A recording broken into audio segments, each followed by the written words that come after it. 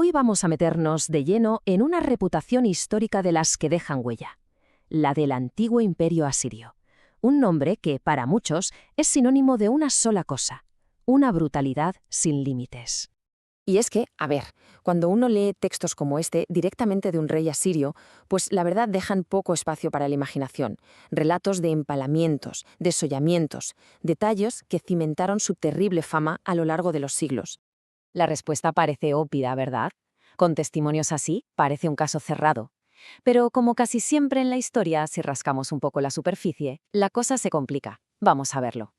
La cuestión es que la violencia extrema no era ni de lejos algo exclusivo de los asirios. Era, digamos, el pan de cada día en el mundo antiguo. Los egipcios, que a menudo tenemos por más refinados, practicaban cosas igual de terribles. La gran diferencia es que los asirios fueron los mejores publicistas de su propia crueldad. Lo grabaron en piedra, lo escribieron en tablillas, no se cortaron un pelo. Y aquí está la clave para entenderlo todo. Esta crueldad no era aleatoria, no era sadismo puro y duro, era ideología. Para ellos, una rebelión no era un simple problema político, era un pecado, un ataque directo contra el orden del universo creado por su dios, Ashur. Así que el castigo tenía que ser espectacular, divino, era una obligación religiosa. Claro, ellos no se veían a sí mismos como los malos de la película. Sus propios textos están llenos de causas justas para ir a la guerra. Pero si nos fijamos, al final, todo se reducía a lo mismo. El rey era el brazo ejecutor de la voluntad divina. La guerra era, en esencia, un acto de fe. Y para entenderlos bien es fundamental ponerlos en el mapa y en el calendario. El gran imperio asirio del que hablamos, el de nuestro protagonista, Asurbanipal, no es de la noche de los tiempos, es muy posterior a las pirámides de Egipto. De hecho, eran contemporáneos de la Grecia de Homero, mucho más cercanos a nosotros de lo que solemos pensar. Y aquí llegamos a la figura clave de esta historia, Asurbanipal, el último gran rey de Asiria. Y su reinado es, sencillamente, la encarnación perfecta de todas las contradicciones de su pueblo.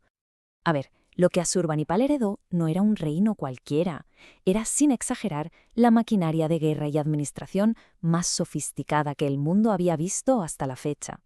Con todo esto a su disposición, llevó al imperio a su máxima expansión, un dominio que iba desde las montañas de Persia hasta el mismísimo río Nilo, en Egipto. Y para ver cómo funcionaba, nada mejor que sus propios relieves.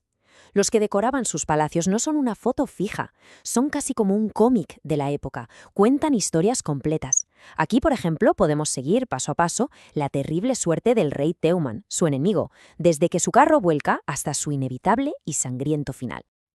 Ahora bien, lo realmente fascinante es ver cómo celebraba Asurbanipal sus victorias. Este relieve, por ejemplo, nos lo muestra de lo más relajado en su jardín.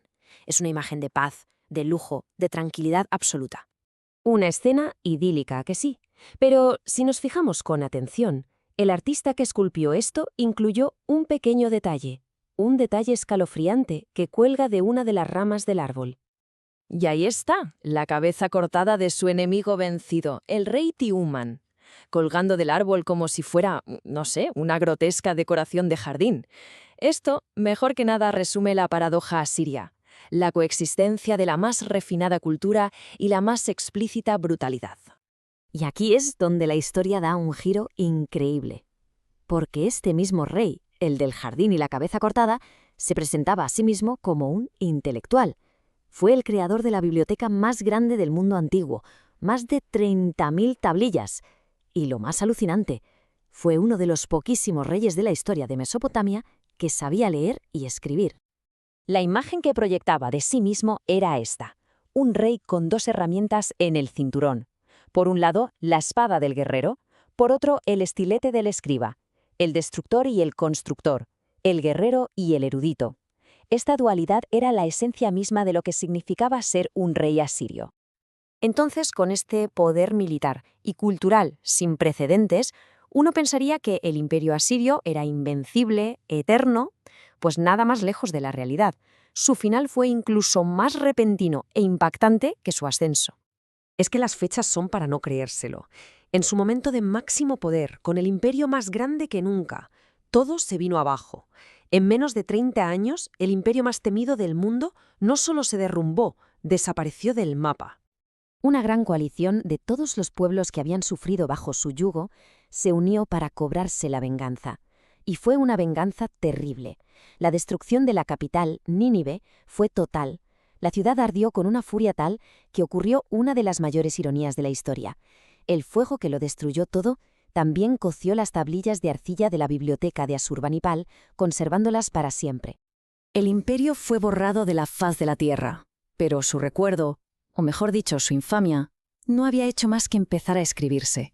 Los que conquistaron Nínive no se limitaron a derribar muros. Hicieron algo mucho más profundo, más simbólico. Fueron relieve por relieve, con cinceles, y borraron sistemáticamente las caras de los reyes y las manos que sujetaban las armas. No querían destruir su memoria, querían aniquilar su poder incluso en la piedra.